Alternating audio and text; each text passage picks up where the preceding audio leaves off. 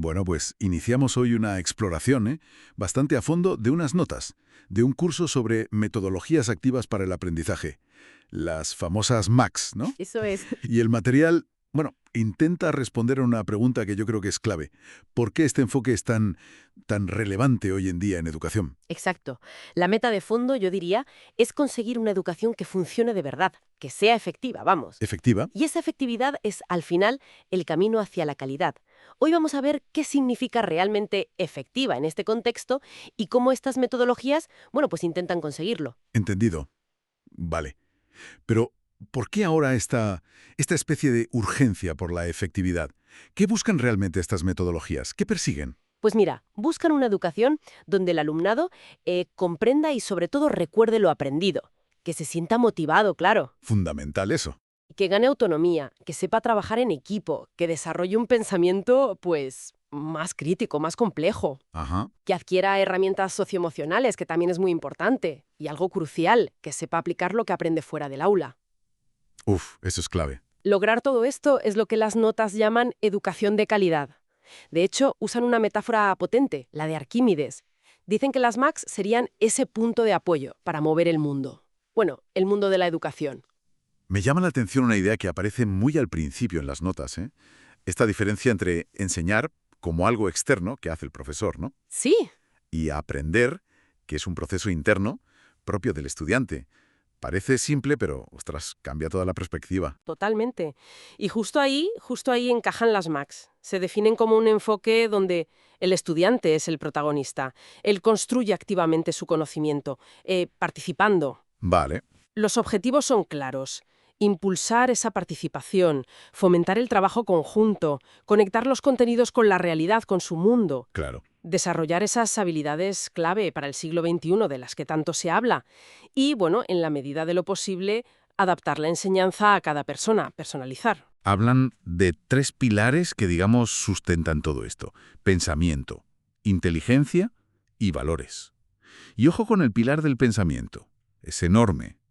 No solo lógico, sino crítico, analítico, creativo. Sí, sí. Y la inteligencia, que me parece interesante cómo la abordan, va mucho más allá del típico coeficiente intelectual. Mencionan las inteligencias múltiples de Gardner, claro. Dan una cita, creo que atribuida a Einstein, que lo resume muy bien.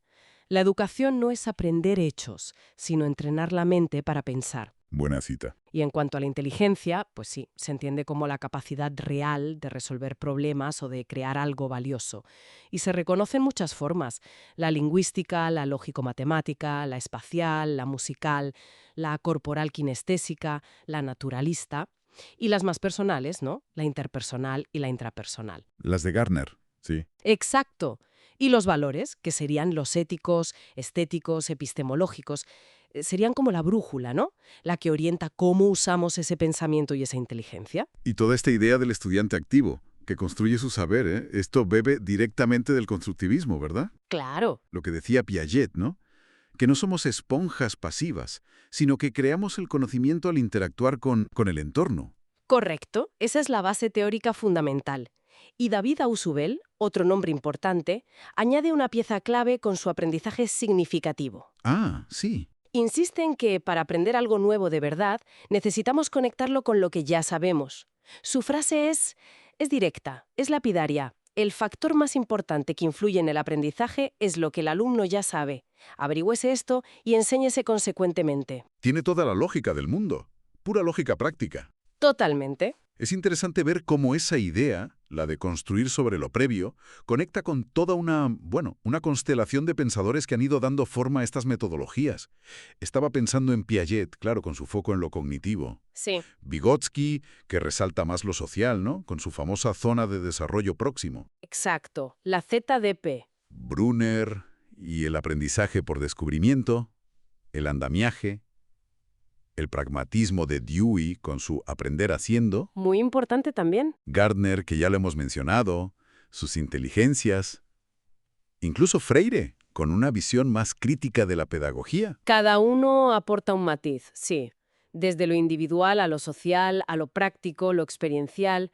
Y lo fascinante es ver cómo estas teorías, que pueden sonar abstractas, al final aterrizan en métodos concretos, métodos que quizá nos suenen más, ¿no? Sí, seguro. Como el aprendizaje basado en proyectos, el famoso ABP, o el aprendizaje basado en problemas, el aula invertida, la flipped classroom, la gamificación, que está tan de moda. Ajá. Las notas, por cierto, también distinguen entre aprendizaje cooperativo, donde quizá el profesor guía un poco más la estructura del grupo, y el colaborativo, donde hay más autonomía para el equipo, para autogestionarse. Entiendo. Los beneficios que prometen, la verdad, suenan muy potentes. Hablan de más motivación, de un pensamiento crítico más afilado, de creatividad, mejor memoria a largo plazo, colaboración real, autonomía, incluso resiliencia. Suenan muy bien. Sí, la verdad es que sí. Pero las notas también son realistas, ponen los pies en la tierra, señalan los desafíos. Claro. No todo es un camino de rosas. Para nada. Hablan de la resistencia al cambio. Y ojo, no solo de los docentes, también de los propios alumnos o de las familias, que a veces están acostumbrados a otros métodos más tradicionales. Ya. Mencionan el tiempo extra que exige planificar bien estas actividades. No se improvisan fácilmente. Y bueno, reconocen lo complejo que puede ser gestionar un aula donde están pasando muchas cosas distintas a la vez. Me imagino. El baño de realidad, como decías.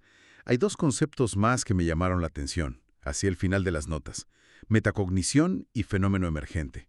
El primero, esto de pensar sobre el propio pensamiento, parece, bueno, fundamental para esa autonomía que buscan, ¿no? Son cruciales, sí. La metacognición es la llave para que el estudiante tome las riendas de su propio aprendizaje. Aprender a aprender, ¿no? Justo eso, que sea consciente de cómo aprende, que pueda planificar, supervisar, evaluar su propio proceso.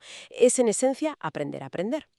Y lo del fenómeno emergente, aplicado a la educación, es esa idea potente de que lo que crea un grupo colaborando puede ser mucho más, cualitativamente distinto, a la simple suma de lo que sabe cada individuo por separado. Interesante. Es un poco la magia esa de construir juntos, que es un pilar de muchas de estas MACs. Entonces, resumiendo muchísimo, estas notas dibujan las metodologías activas como una apuesta fuerte, ¿no? Por centrar la educación en el estudiante, que sea constructor de su propio saber, usando como herramientas el pensamiento, la inteligencia y los valores. Y todo esto con unas raíces teóricas constructivistas bastante profundas. Exacto, esa es la idea central. Y subrayan que, aunque implantarlas tiene sus retos, tiene sus dificultades, la recompensa que se espera es un aprendizaje pues, más significativo, más duradero y, sobre todo, más conectado con las competencias que necesitamos para navegar este mundo tan complejo en el que vivimos. Me quedó una pregunta rondando, una reflexión final. Si el aprendizaje es como dicen las notas y como parece lógico, algo tan íntimamente personal, tan interno de cada uno, ¿cómo puede una metodología, que al final es algo externo, una estructura que viene de fuera, ajustarse de verdad a la singularidad, a lo irrepetible de cada mente que aprende? Uf, esa es. Esa es quizás la tensión más interesante y yo diría permanente en pedagogía, ¿no? El eterno desafío. Encontrar ese equilibrio justo entre ofrecer una estructura, una guía, que oriente y a la vez dejar espacio suficiente para que cada persona construya su conocimiento de forma única, a su manera. ¿Un equilibrio complicado? Muy complicado. Pero sí, es un buen punto para seguir dándole vueltas, para seguir reflexionando.